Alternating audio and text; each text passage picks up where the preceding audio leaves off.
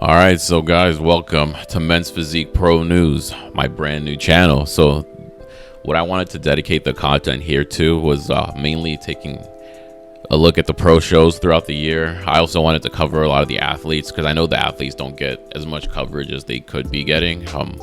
Most news outlets do cover the open guys. I do have a lot of shorts actually in on my page on some of the athletes, some of the lesser known athletes, but also a lot of the more popular ones throughout the years.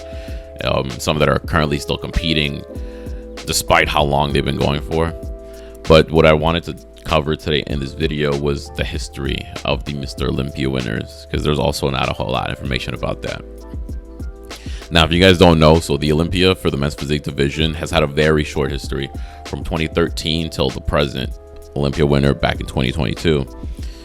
So the first guy up that we have is going to be Mark Anthony Wington, who won first place at the New York Pro and Europe Show of Champions back in 2012, going on to take the title of Mr. Olympia in 2013. Now, because he was brand new, there was a lot that they didn't know about in the division and in terms of the direction that they also wanted it to go in. But if you look at some of the stage shots, they don't really do Mark Anthony justice, because compared to the other guys, you know, even Jeremy Buendia took second. He just looked light years ahead, like in terms of muscle density, muscle maturity, just conditioning. He looked insane. Like, he looked crazy. So now, after Mark Anthony took the title in 2013, the second place winner, Jeremy Buendia, would then go on in 2014 to take the title and go on a rampage for the next 4 years until 2017 when he got dethroned.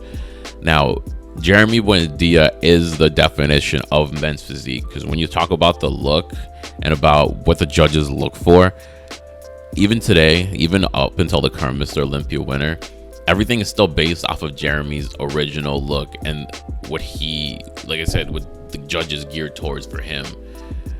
And yeah, he's making a comeback this year. I'm actually kind of excited. People count him out, but I do think that he might place better than a lot of people might expect. I don't think he's going to go in and win the show, but I do think he's not going to be placed outside the top 15. He might honestly be in the top 10, just depending.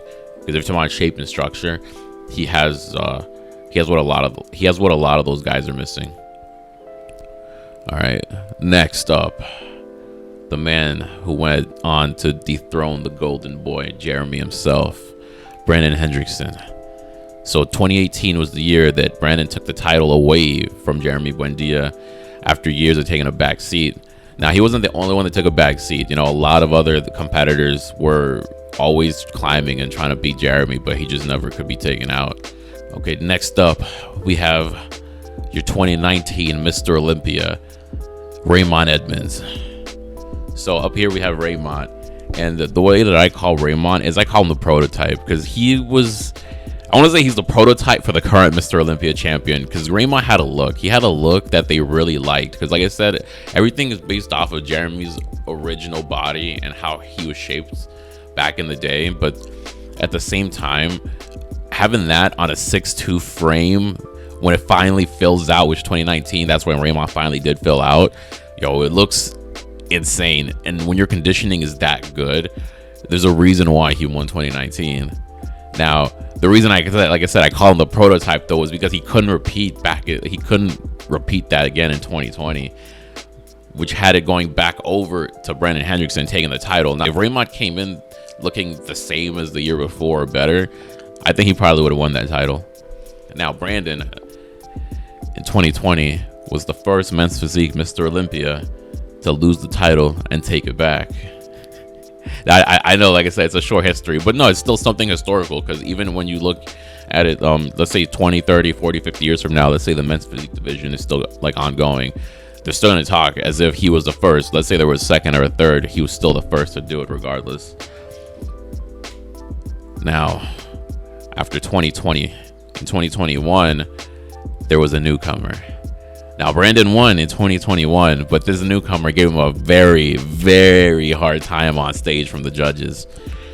And I think you guys know who I'm talking about, because this newcomer would then go on to win the Mr. Olympia in 2022, dethroning Brandon once again.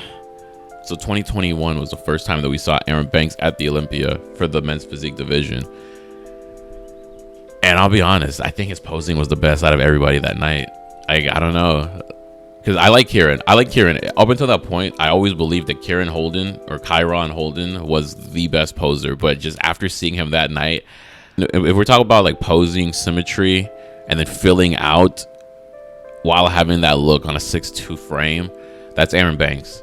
You know, a lot of people did call for him to win in 2021, but despite that, despite him taking second place, he went on a little bit of a rampage in 2022, taking first place at the Arnold Classic and then the Boston Pro before winning the Olympia, going for 3 straight wins that year. Now, what do you guys think about this video? Please let me know what I can improve on in the comments, and just leave a like, subscribe, and I'll see you guys later in the next video.